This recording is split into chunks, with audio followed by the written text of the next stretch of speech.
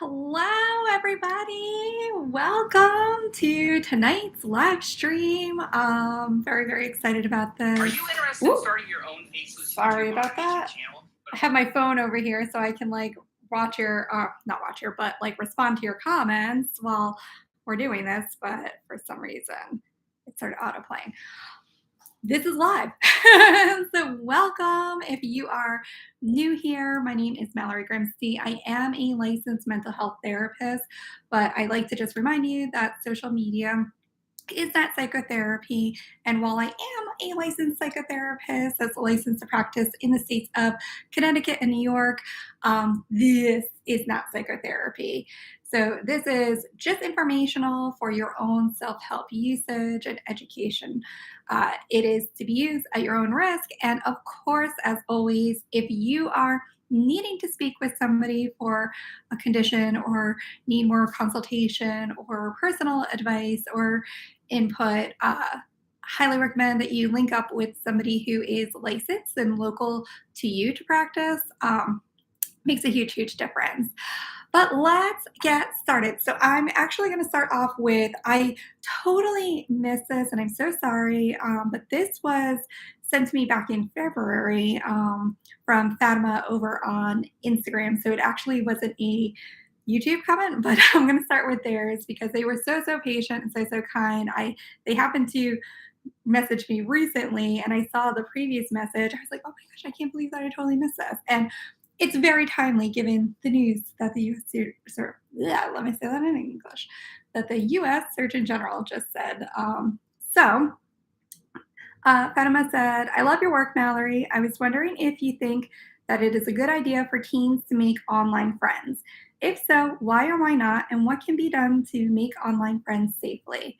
I love this question because this is something that comes up a lot. I think that we talk a lot about making friends in the day-to-day fashion, but we don't talk about the reality that many of us connect and find connections online.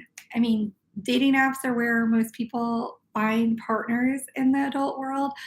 There are friend meetup groups. There are online classes. And so it makes sense, for teenagers that they would want to explore this area of making friends too. I myself have made friends online that I've never actually met in person, just through different communities and groups, YouTube in particular. So I think it makes perfect, perfect sense. Now, the thing is that when it comes to making friends online versus in real life, um, the same rules apply. It's really, really important not to move too quickly to share or disclose information that you are finding personal or vulnerable, and to take it slow, get to know each other and make sure, is this somebody who has demonstrated that they are trustworthy and interested in your care and well being, and vice versa. So, I usually treat the online friend versus in real life friend dynamic very similarly. One of the activities that I use with the kids that I work with, either in individual counseling or in group therapy practice, is to, um, well, you take a sheet of paper and you draw like a turkey hand. You remember doing that in school? You trace your hand, the palm of your hand, and you've got it looks like a turkey. And what I have them do is on each of the fingers and the thumb, if you have 5 fingers, if you have more or less, that's fine too. Uh, you write down the top traits, characteristics, or qualities that you look for in a friend. And that's going to be totally different to everybody. And these may change over time. So, for some people, it might be I really want them to have the same interests in me. We want to watch the same anime show. For other people, it might be um, it's really important that they understand that family is really important to me. For other people, it could be a whole bunch of different things. I want them to be kind. I want them to be funny, whatever. You put those 5 characteristics down, and then you think about people that exhibit those characteristics, either people who you know personally, or if you don't know anybody personally, somebody that you know through either work of fiction, like a TV show or a book or something like that, or manga, or a celebrity figure. And then when you think about that, I want you to notice, how do they make you feel? And then I usually have them write that in their palm. So that's the exercise that I would highly, highly recommend that you do. Of course, you want to make sure that you are being safe, emotionally, physically, sexually, financially. Those are like the four main things. Um, and of course, if you are a teenager and you are engaging in this, please consult with your primary caregiver or your legal guardian, your parents, whoever's in charge of your of yourself, um, to make sure that you have a plan in place that they're okay with and you're okay with. And don't be afraid to talk about it. Okay. So that, I hope that that is useful and helpful. And please, um, don't over rely on social media. Okay, so let's hop over into the YouTube comments. So I got to load it back up because I got a little lost there. Okay, so I'm gonna try to go from the furthest back to the most recent. Okay, so this was on my shorts that says try this the next time you don't want to go to school, and it's changing the words have to get to as a mindset shift. And somebody wrote, oh, this is kind of a little sad. Show them what it looks like to not be able to go to school. Otherwise, it's abstract trickery from adults. Um, not entirely sure what they're asking for there. Um, this is not abstract trickery. It's literally science based and psychology. So, this is a very well known mindset shift that is promoted in psychotherapy and a lot of other practices as well. That language shift can change the way you feel and experience a situation. It's a great coping strategy to use when you can't necessarily change your environment or your circumstances, but you can change your mindset to impact your feeling or your mood. Um, so I hope that addressed this comment. I'm not really sure. Um, Somebody asked, so nothing much on here, asked me, what is your favorite psychotherapy model? Oh, goodness, I have so many.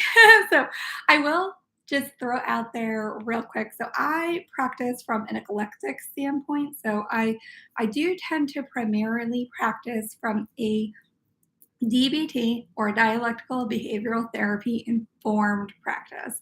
And so what that means is I'm not necessarily practicing like strictly by that psychotherapy model, but a lot of the way that I practice is informed by the way that DBT does it. Um, that being said, I really, really love ACT, which is acceptance and commitment therapy. I actually am trained, level one and level two trained in EMDR, which is eye movement desensitization and reprocessing therapy. But I actually find myself being pulled towards the DBT model more and more. So I tend to work within that rather than the EMDR model, just the clients that I work with. I really love client centered therapy mindsets and practices. And what I will say is that the more that I learn about different psychotherapy models and setups, is that most of them tend to follow a pretty similar path or formula. Um, it's just the way that it's presented or the information that's gotten across is a little bit different. Sometimes the focus or the approach is a little bit tweaked. But generally speaking, especially if this is a psychotherapy model that is evidence based, which means that there are lots of research studies that have shown and proven its effectiveness. I tend to err towards those. Um, Though at the same time, I'm going to do what works with my clients. So, yeah, that is I would say DBT is probably my favorite, dialectical behavior therapy, which we'll talk about often on here. So on the video, 100 things to do when you're a sad and lonely teenager. Um, Maddie wrote, the one where you write to someone and read it made me cry harder.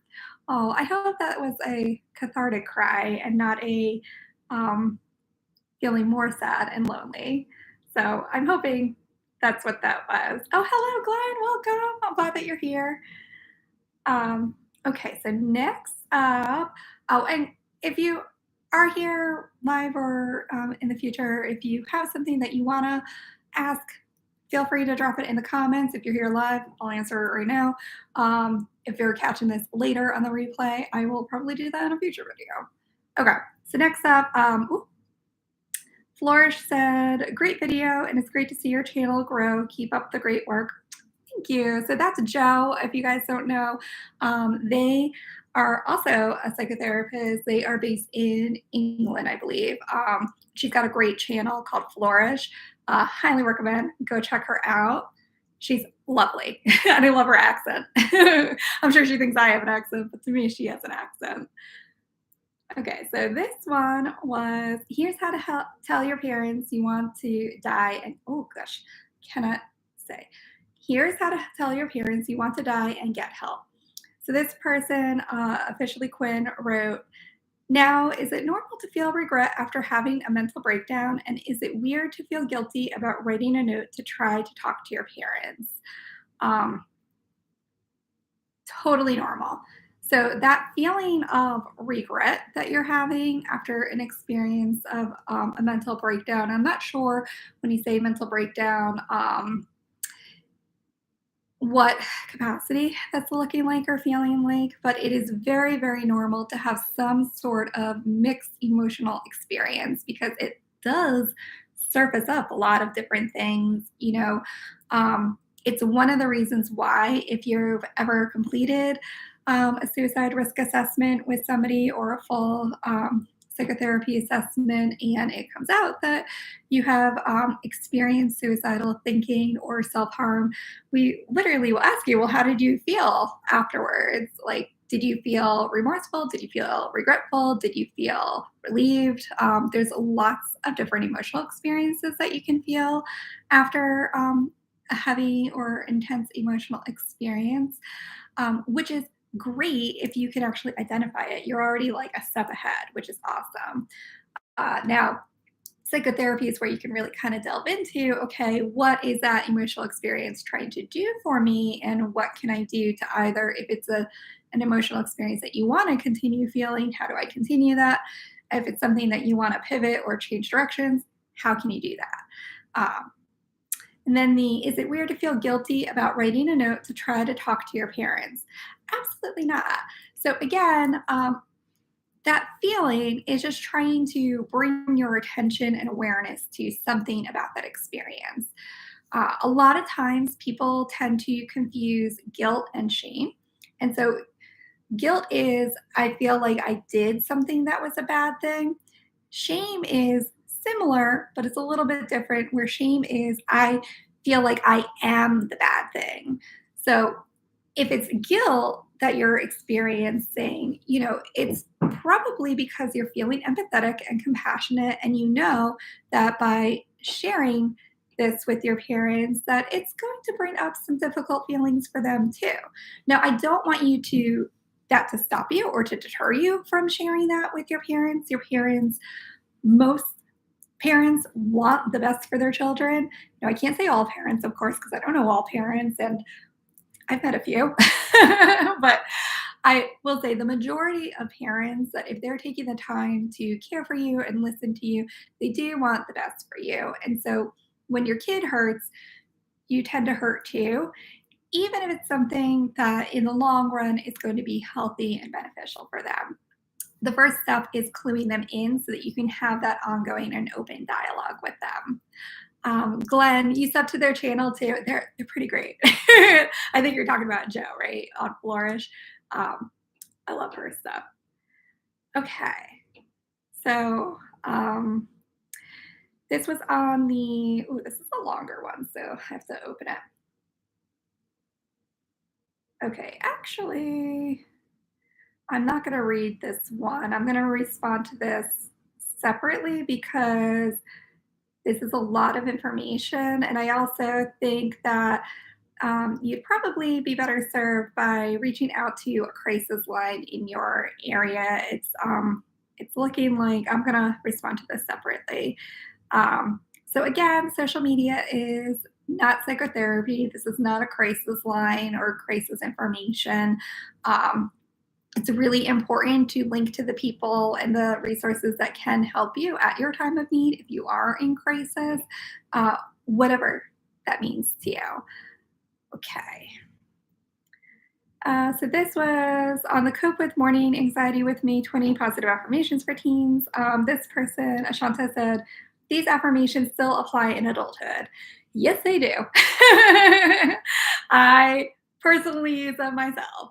Um, Somebody said crisis lines are cool. They told me I can call them even if it's not an emergency and whenever I need support. Yes, that is the whole reason and purpose that crisis lines exist. So I don't know if I have shared this recently on the channel. I know I have in some capacity, but one of my very first jobs as a psychotherapist was working for a program called EMPS, which stood for Emergency Mobile Psychiatric Services.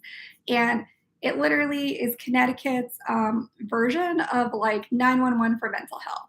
And the whole reason that that program even exists is to help people in a way that maybe they don't quite need to go to the emergency department or to the hospital, but they need support more quickly than they could get in with a psychotherapist, or they need help navigating that system.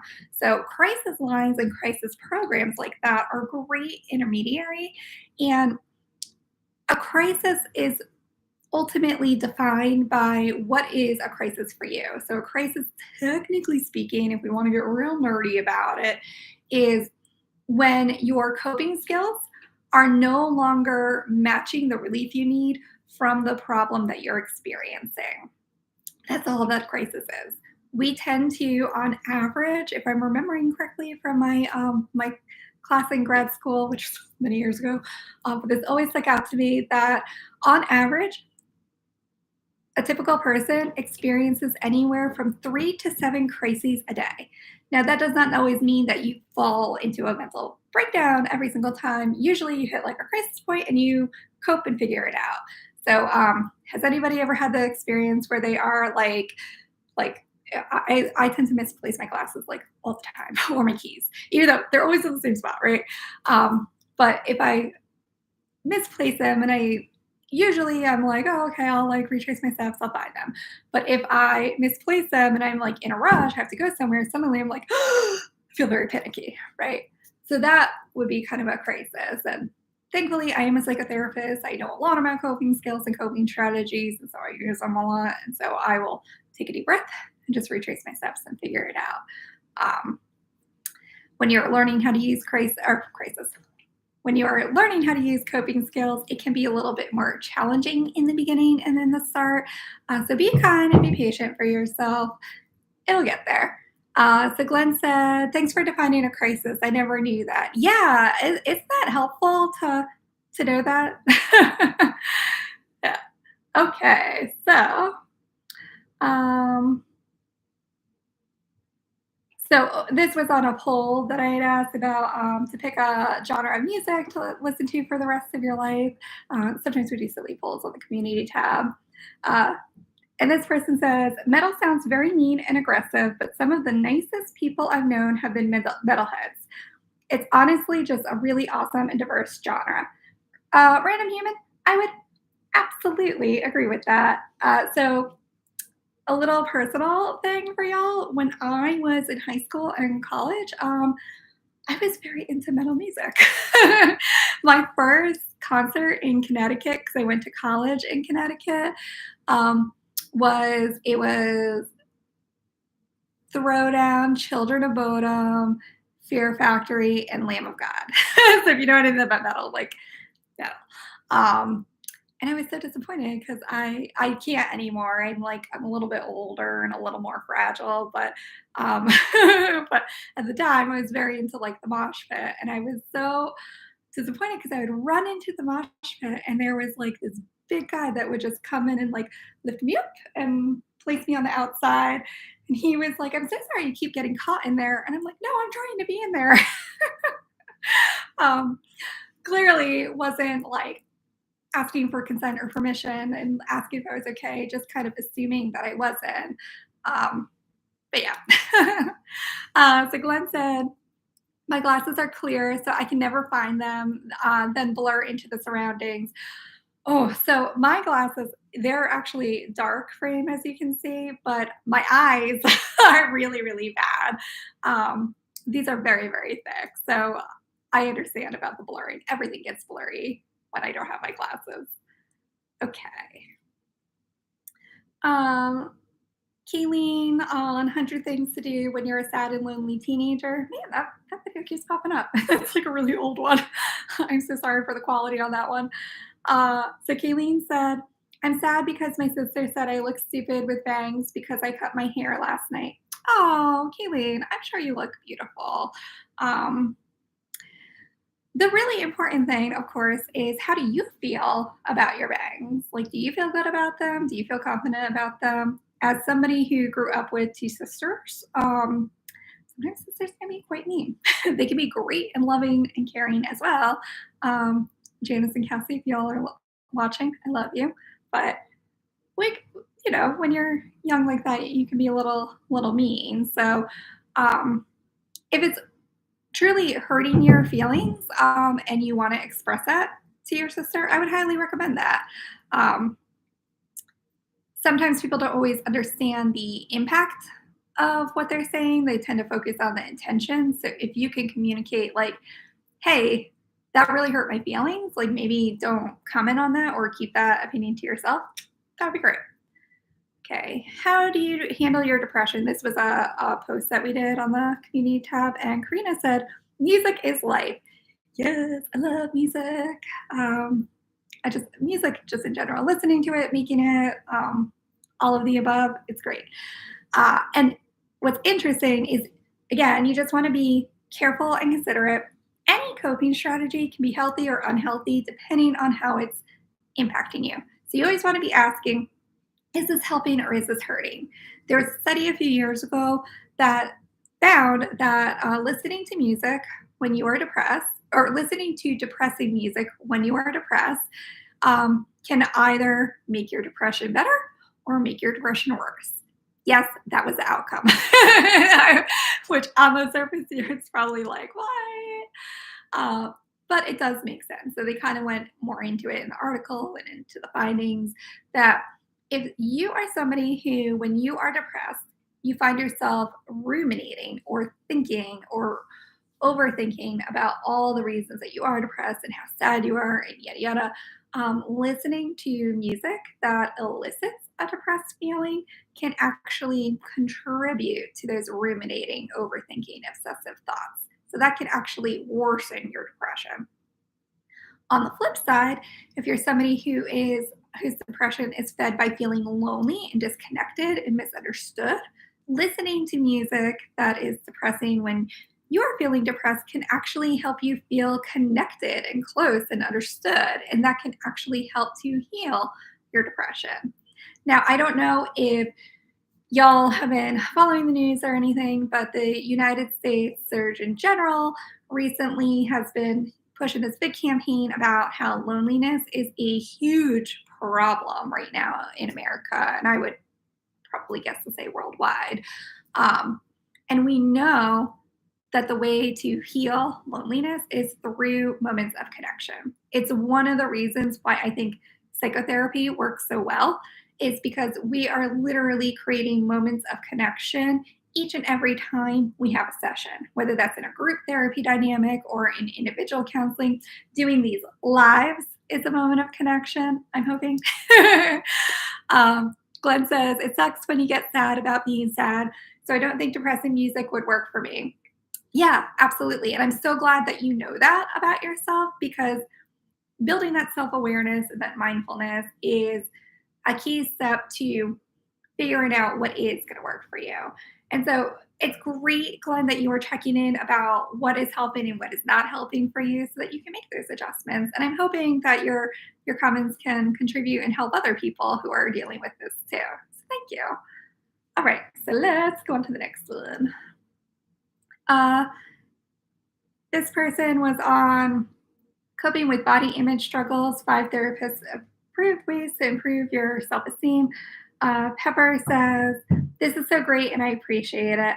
I'm so glad. I know body image is a it's a huge factor all year round, but it does tend to pop up a little bit more when the weather does get a little bit warmer and the clothing layers kind of come off a little bit. And there's also, gosh, the advertising, the media around this is just something else, let me tell you. So I would highly, highly recommend if you're struggling with that, definitely check out that video for more strategies. And also just making sure that you are intentionally exposing yourself to other body types and other body models. That is not always the same, like, type of body in any capacity because what you notice grows. Glenn said, "I saw you post the Surgeon General report in the community. I read it after you posted it. Keep posting stuff like that, please." Yes, I absolutely will. I have to say, I think that the U.S. Surgeon General right now, I love him. I think he's amazing. They did a good job with appointing him. He's been, I mean, a real big advocate for adolescent mental health in a variety of different capacities. He really brought to the forefront with the American Pediatric Association. I think that's the acronym APA, found with their study about the connection with mental health being a public health crisis, not just a like, oh, teenagers. And I'm like, yes, as somebody who works with teenagers, I know. So it's great that he is noticing and spreading the information and getting people on board when we have public figures like that who are noticing and acknowledging and researching and sharing that information and also what to do with that information. He takes it above and beyond. It's been amazing. If you've been following the social media accounts that he has, he's been talking with a bunch of people about this. He's like really doing some great stuff. Savannah says, "You are so amazing. I appreciate you." Oh, I appreciate you. I wouldn't be doing this if I didn't have y'all here. So thank you. Um, Honestly, I really am just a messenger with a lot of this stuff and here to like hold space for this information. Um, I really only started the channel because working with teenagers, I knew teenagers were on places like YouTube, and there was a lot of misinformation out there that was kept coming up in my sessions, and I was like, I'm gonna say something about this, and so that was what I've done. Okay. On 100 Things to Do When You're a Sad and Lonely Teenager, Evie says, "I love your voice." Oh, thank you. I think that's because there was like a big like contention for a while there on a few of my videos that people were like, "I don't like your voice. I do like your voice." So, I mean, no secret, I have a list. I've had it since I was a young child. Um, there's that factor. There was also a period of time that I did not know what was going on, but I had like incredible hoarseness with my throat and my voice. And I ended up going through a bit of a medical journey myself and, you know, talking to all the specialists, going through all of that and everything. Everybody was like, weird, that might just be how your voice is now. I don't know. And then it turns out that I had an autoimmune condition and that was contributing to GERD. I won't get into that for y'all. But then once it was treated, my voice went back to normal. So I apologize for those older videos where my voice was cutting in and out and the hoarseness and all that, but it is what it is. It's real. um, okay, so this is on the here's how to tell your parents you want to die and get help. This person said, my mother is suicidal too. Well, at least depressed. I'm assuming she experiences suicidal thoughts because of that. And I'm afraid that if I tell her I'm suicidal, she will think it's because of her, and that will bring her down with me too. I'm a bit scared and overthinking this. I will probably tell her tonight or tomorrow. Oh, I hope you did have that conversation with them. I think that's amazing. Um, we can't always control or factor how somebody is going to experience whatever it is that we share with them. Um, I think that if that is something that you are concerned about, that if by sharing your own experience could bring out a difficult experience for your parent, if you know that they struggle with this too, perhaps having that conversation with somebody that you trust and care about that can take on the responsibility of checking in on your mother's mental health so that you don't have to worry about that as you're having that conversation is going to be really important. So if you are working with a mental health therapist already, I would highly recommend that. Um, Guidance counselors, school teachers, pediatricians, a trusted neighbor or aunt, uncle, somebody that you know and respect. And I would highly recommend that it is a safe, responsible adult. I say safe and responsible adult because, as we know, just because somebody is legally or chronologically an adult does not always mean that they are a safe or responsible person. So be considerate of that. And that's probably the route that I would recommend. Um, you can also contact a crisis line and ask them for support or advice a little more directly if you do not have a psychotherapist that you are working with. Okay. So this is deal with separation anxiety as a teenager. Meg says, I never want to be that one person that self diagnoses themselves, but I think from experience, I could say that I have separation anxiety. When I was little and started school, I would cry my eyes out, and that lasted for around a year. And then when my parents would go out, I would cling onto my dad's legs so they couldn't leave. And since I never got any help for it, it just kind of stuck with me. So this really helped. Thank you so much. I'm so glad that that was helpful. Yeah, sometimes things that we did and experienced when we were younger or young children um, worked really, really great and well for us then. And so as we grow older, sometimes our minds and our bodies are like, oh, that worked great then. So let's keep doing that. But if you saw my video where I shared my own journey from going from stress crier to therapist, I will tell you sometimes the things that worked well for us when we were younger don't always work so well for us when we're older. So that's where using things like coping skills and mindfulness and self care and working with a psychotherapist are really, really great ways to learn new and different ways of getting our needs met in a way that feels more appropriate for where we are in life now, and potentially also more effective. Most of psychotherapy is often revisiting and reviewing, like, where did that belief or that thought process or that pattern of behavior come from, and how can you thank it, show appreciation for what it did for you then, and also say, I appreciate that. I'm actually going to do things different moving forward, and then make those changes and differences moving forward. um, so I'm really, really glad that it helped. If there's any questions that you have about that, let me know.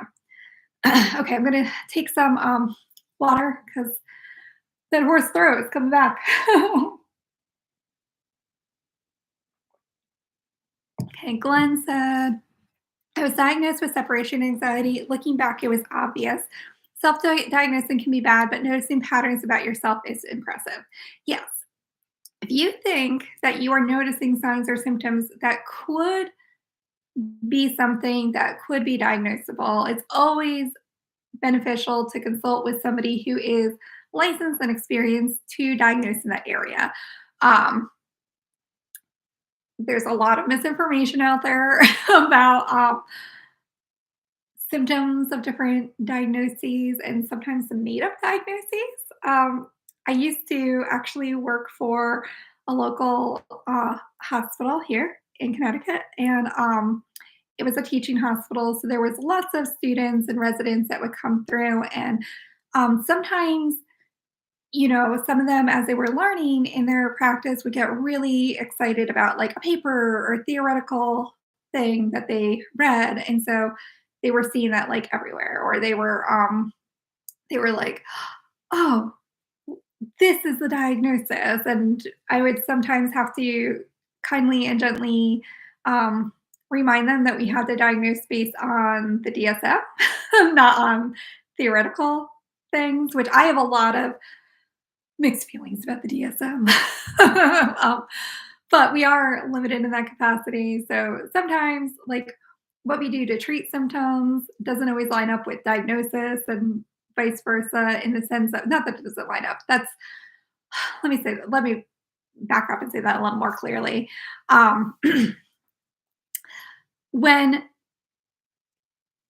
when we are limited to diagnose based on what the DSM says the criteria is, sometimes it can be difficult to qualify for a particular diagnosis, even though we know like there's some sprinkles and some flavors going on there.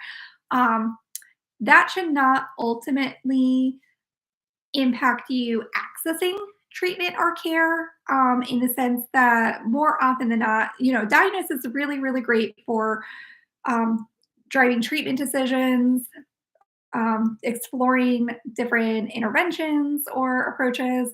It's primarily used for insurance reimbursement and research, and also by pharmacological companies, shall I say. And so, even with all of that,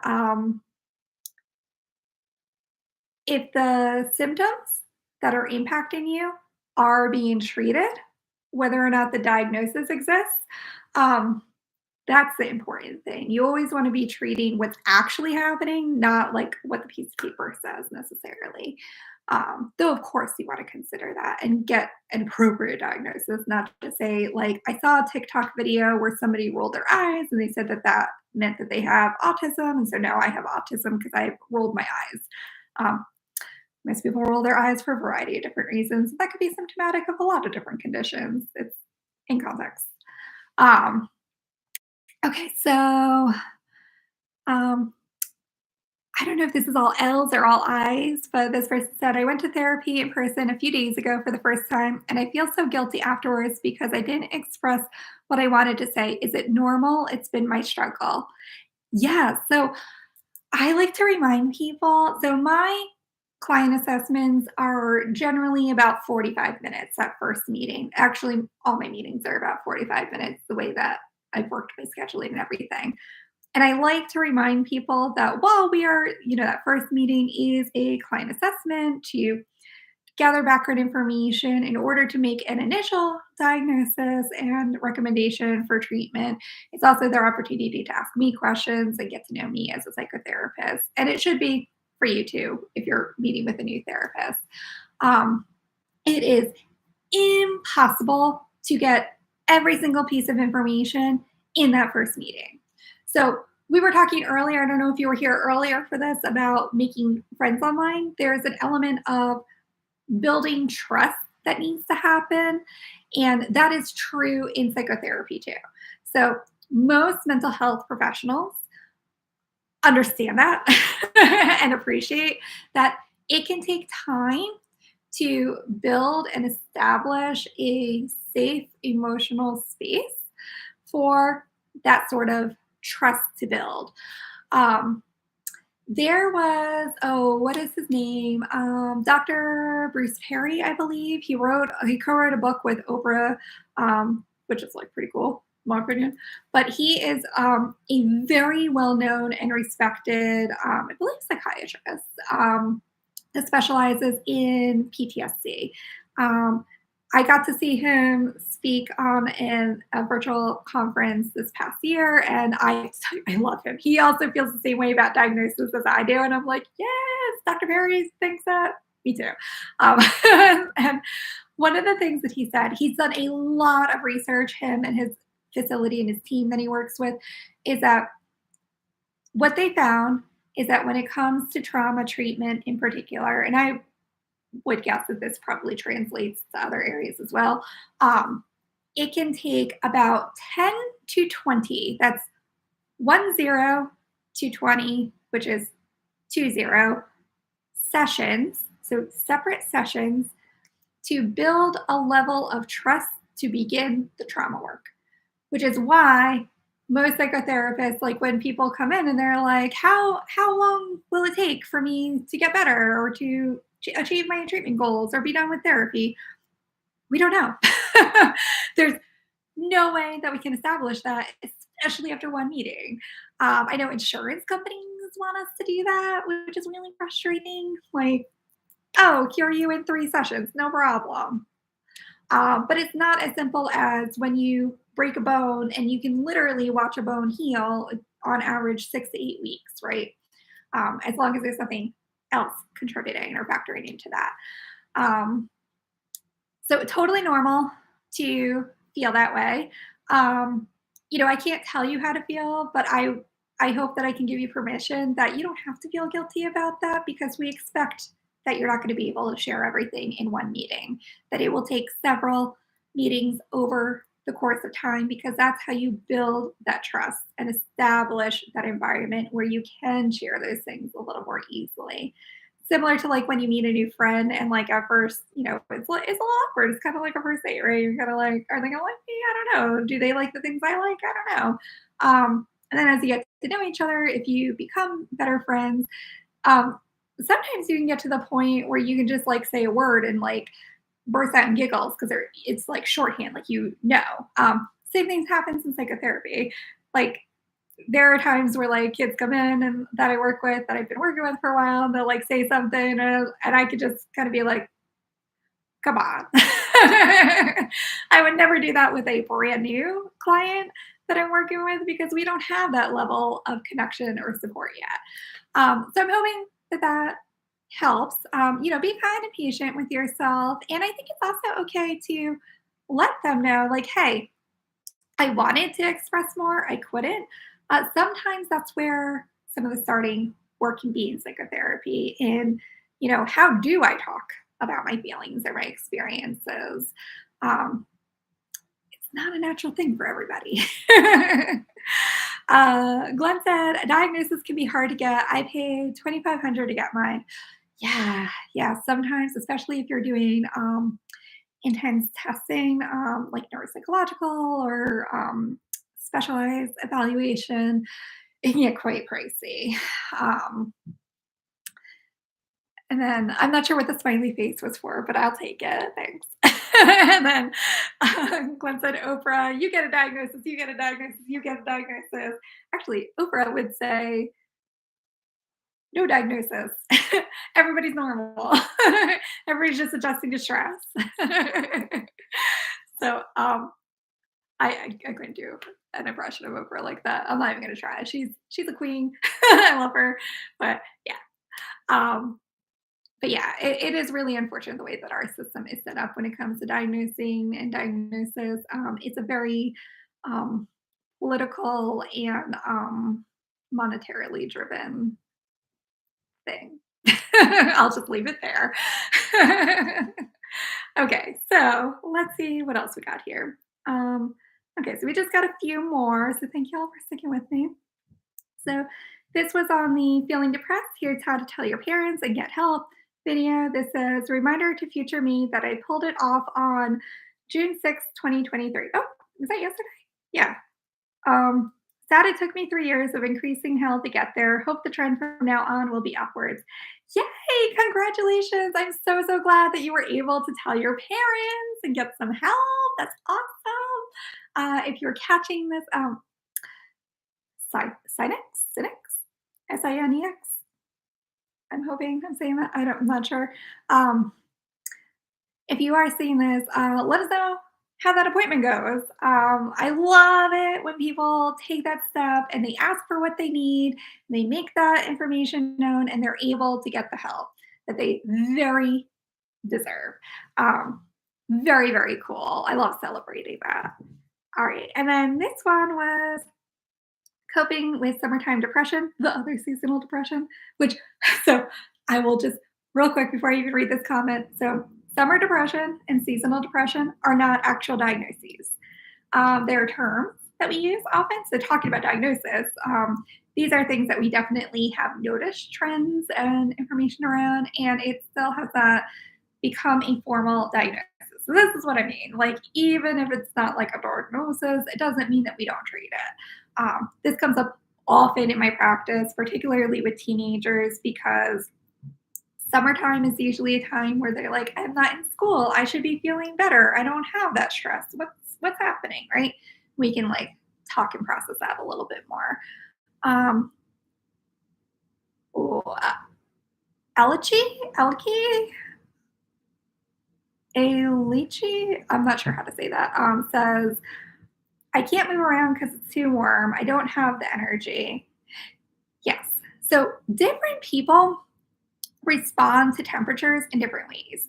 So, if you've seen my video on the 4 crisis survival skills from DBT, I forget the actual title of that off the top of my head, but there's 4 of them. It's the tip skills, and the first one is T, which stands for temperature.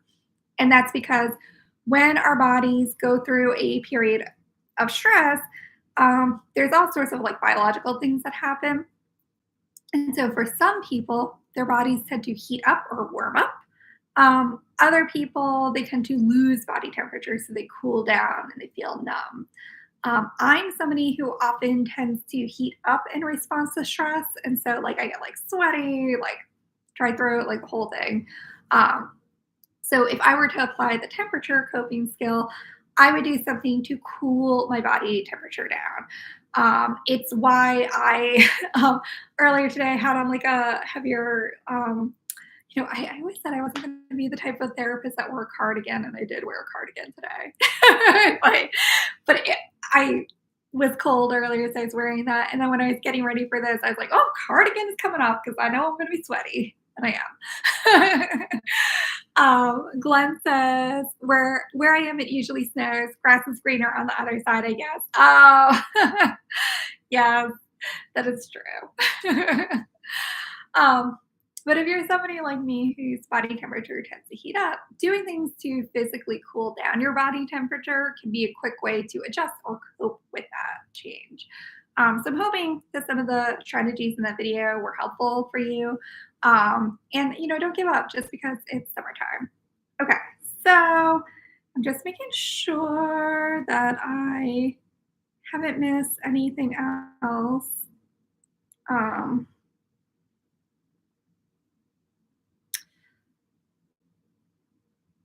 I think that is everything. So I caught up on all the comments. Yay, and responses. I will be going back through the comments and linking to this video for y'all so that you guys know that your comment was responded to live here.